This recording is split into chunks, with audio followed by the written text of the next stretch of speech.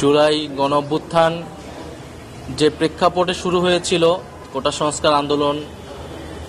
এবং সেই প্রেক্ষাপটটা বর্ণনা করেছি। সেই প্রেক্ষাপট বর্ণনা করতে গিয়ে 2018 সালের আন্দোলন থেকে এটা শুরু হয়েছে এবং সেই সময়কার ঘটনা এবং পরবর্তীতে বিশ্ববিদ্যালয়ে যে রাজনৈতিক ঘটনাগুলিগুলো ঘটেছে, ডাকসু নির্বাচন সহ যে অন্যান্য ঘটনাবলী, এবং 2024-এ যে হাইকোর্ট যে রায় দিল 5ই জুন কোটা প্রথাকে পুনর্বহাল করে 18 সালের পরিপত্রটাকে বাতিল করে,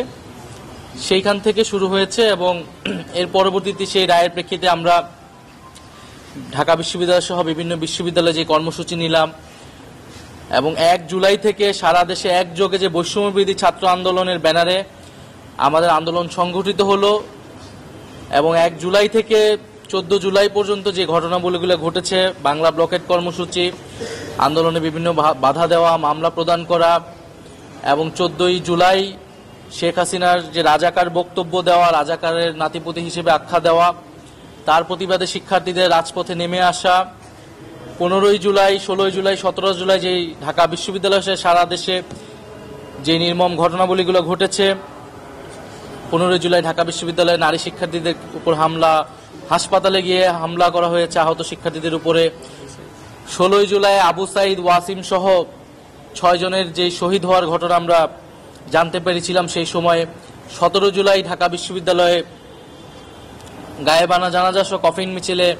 হামলা করা, আক্রমণ করা, বিশ্ববিদ্যালয়ের হলগুলো থেকে সবাইকে জোরপূর্বক বের করে দেওয়া,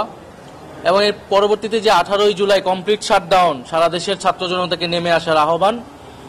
এবং এই পুরো ঘটনার পক্ষ থেকে কীভাবে ডিজিএফআই আমাদেরকে চাপ প্রদান করেছে, পুলিশের ভূমিকা, ছাত্রলীগের ভূমিকা, অন্যান্য বাহিনীর ভূমিকা, আওয়ামী লীগের রাজনৈতিক নেতৃবৃন্দের বক্তব্য, তাদের ভূমিকা, এই বিষয়গুলো এসেছে, যেটা আমরা অভিজ্ঞতা লাভ করেছি আন্দোলনের সময়, সেই ঘটনাগুলোই আমি বলেছি।